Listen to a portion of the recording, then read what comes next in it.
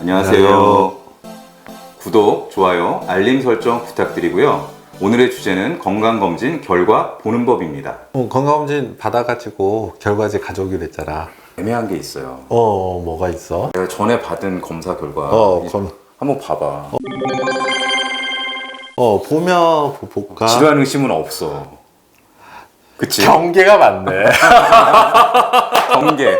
경계라고 얘기하니까 위험해 보이는데 정상 B라고 돼 있지 정상 않습니까? B.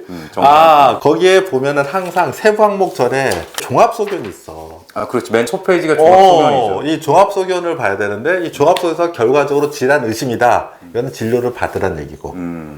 그래서 정상이다. 이거는 당연히 다른 병이 없었을 때를 전제로 하는 건데 그런 경우에는 아직까지는 병원에 가서 진료 받을 정도는 아니다. 이렇게 생각하는 거고. 근데 문제 거기에 정상 B가 있잖아. 정상 B가 있죠. 내가 이 질문을 많이 받거든. 근데 의사 입장에서도 좀 애매해. 그러니까 실제로 할 수 있는 얘기는 주의해라. 주의해라. 사실 첫 페이지에 적극적인 관리가 필요합니다. 이렇게 나와요. 주의해라가 이제 이렇게 두 가지인데 하나는 주기적으로 검사가 필요하다. 주기적인 확인을 해봐야 된다. 그럼 그 주기가 얼마냐? 왜 2년으로 했겠냐, 검진이. 그럼 한 2년이다? 그거 2년이야. 물론 좀 더 줄이면 1년 정도. 이런 거고, 물론 수치에 따라 다르지만 일반적으로 봤을 때. 그 주기라는 게 뭐 한 달마다 이런 거 아니야. 그 정도 아니다. 내가 지금 영업병원에서 일하잖아. 내 환자 중에서 당뇨, 혈당 수치가 이상하다. 조금 관찰해야겠다. 한 달에 한 번 해, 병원에서. 한 달에 한 번이다. 요양병원에 계신 분들도. 이런 거기 때문에 여기서 말하는 거는 주기라는 거는 검진 주기가로 생각하면 된다. 좀 더 줄이면 1년 정도에 한 번 이렇게 생각을 하면 되는 거고. 그러면 이렇게 생각하면 되겠네. 자기가 정상 B로 나왔으면은 주기적인 점검이라는 건 그 2년 후에 건강검진을 받으면 된다. 받으면 되는 거야. 그것 때문에 뭐 병원을 가거나 그럴 필요는 없고. 근데 혹시라도 좀 걱정이 된다. 자기가 뭐 술을 많이 마셨어. 한 1년 동안.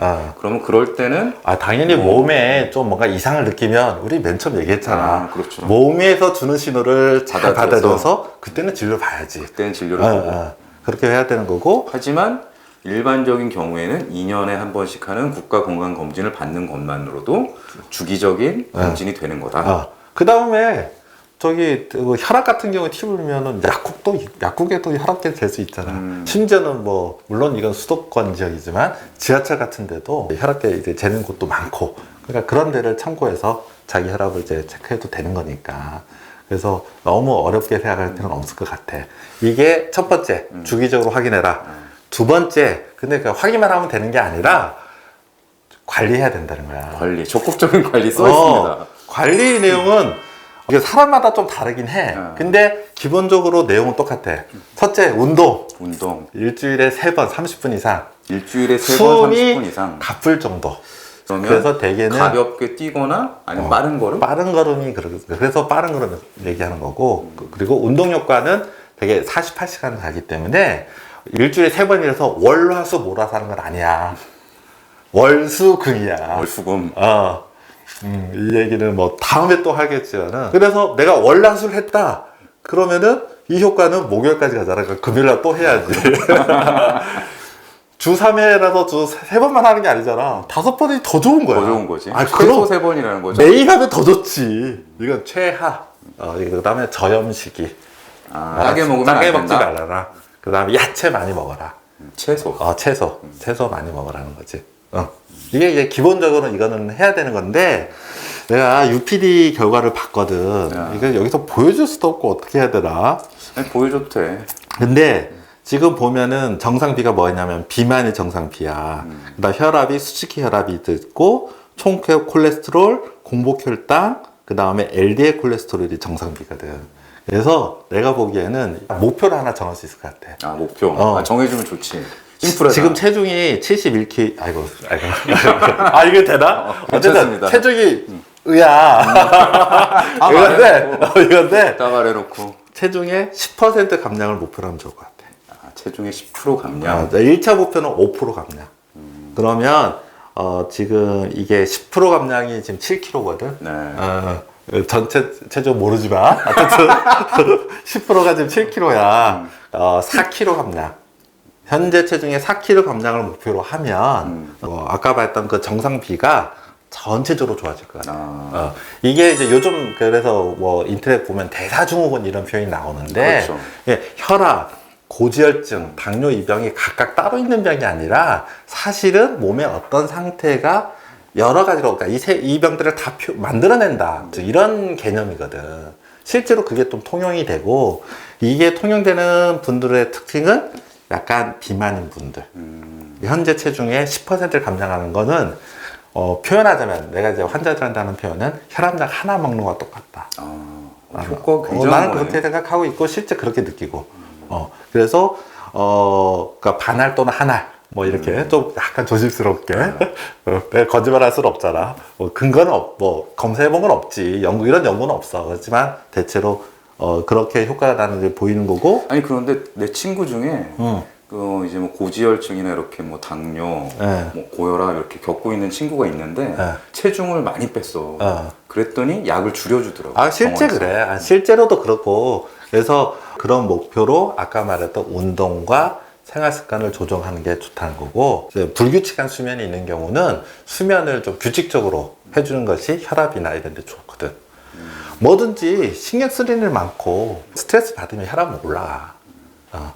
어쨌든 조심하라는 게 두 가지다. 하나는 주기적으로 확인해야 되는 거고, 두 번째는 관리해야 된다. 그래서 관리 목표를 세울 때는 사실은 이제 사람마다 다르지만 UPD는 체중을 1차 5%, 1차 5%. 최종적으로는 10% 감량을 목표로 해보자.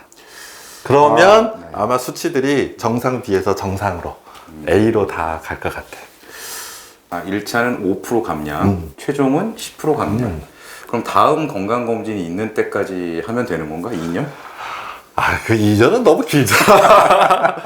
물론 이게 체중 감량은 서서히 하면 좋아. 왜냐면 서서히 하는 게 몸에 무리가 안 가거든. 그래서 좋긴 한데 생각에는 그 정도면 6에서 12개월 내에 목표로 삼으면 가장 적절하지 않을까. 6개월에서 12개월 내에. 그 이후에는 유지. 이런 개념으로. 알겠습니다. 그러면은 이것도 제가 한번 도전해보는 걸 또 찍어볼 수도 있겠습니다. 여기서 하나를 난 더 얘기하고 싶은데 UPD는 지금 비만이기 때문에 내가 이렇게 얘기했거든. 그런데 예를 들어 마르신 분, 체중이나 이런 비만 쪽은 정상 A야. 그런데 혈압이 높다, 그 다음에 콜레스테롤이 높다 이런 분들이 있어. 이런 분들은 생활습관 교정을 통해서 먼저 내가 해보겠다는 것보다는 먼저 조금 진료를 보거나 가까운 어떤 이제 의료인이 있다면 상담을 하거나 이러는 게 좀 좋을 것 같아. 이게 뭐냐면 아까도 말했지만 생활습관 교정에서 나타날 수 있는 효과를 기대하는 거거든. 비만이 아니신 분이 이렇다는 거는 사실은 몸에서 그런 소인이 일으킬 경우가 더 많거든. 근데 이제 나 같은 경우는 이렇게 유능한 임닥터가 옆에 감사합니다. 친구로 있으니까 이렇게 물어보는데 또 사람마다 이 검사 결과가 케이스 바이 케이스로 다 다를 거 아니야. 그치. 그리고 또 정상비도 다양한 그 양상이 있을 수 있는데 그래서 그런 분들은 어떻게 해야 돼? 그래서 솔직히 고민된 거야 나도. 그러니까 이거 어떻게 말을 해야 되냐 오늘 이거 본다고 하는데 고민이 됐었고, 실제로 그래서 우리나라 건강검진이 좀 문제가 이제 검사 유지인 거지. 그 결과지를 띡 우편으로 보내. 그렇지. 그럼 이걸 보고 나는 우리 식구들, 건너 친척들, 뭐 아는 지인들 다 연락 와.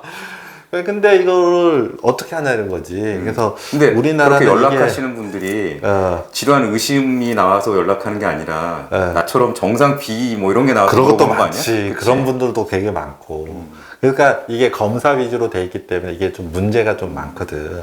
근데 제일 중요한 거는 사실은 어떤 주치의가 있어서, 그러니까 예를 들어 지금처럼 아픈 사람만 병원에 간 다음에 주로 그 의사한테 진료받는 이런 형식이 아니라 그 사람들에게 일정한 지역 주민 대상으로 주치의가 있다면 언제든지 검사 결과를 물어보러 갈 수 있겠지.